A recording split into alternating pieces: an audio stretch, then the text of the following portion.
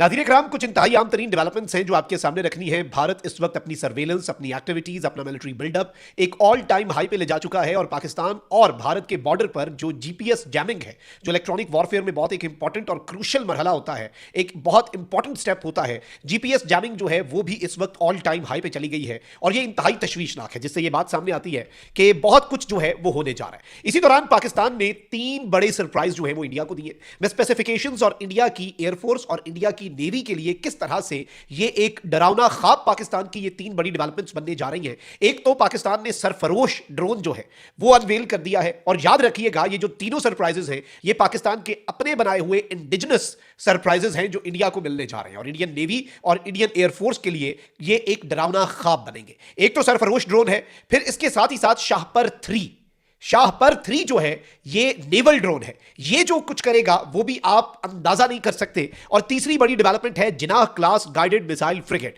ये 2 बड़े surprises Pakistan navy की तरफ से हैं और एक बड़ा सरप्राइज जो है वो पाकिस्तान एयरफोर्स देने जा रही है। ये सारी डिटेल्स मैं आपके सामने रखता हूं। अगर अभी तक आपने इस वीडियो को लाइक नहीं किया तो लाइक जरूर कर दें। कमेंट सेक्शन में पाकिस्तान जिंदाबाद का नारा जरूर लिखें। और जिन लोगों ने चैनल को सब्सक्राइब नहीं किया उनसे मेरी ये दरखास्त है कि चैनल को लाजमी सब्सक्राइब कर लें।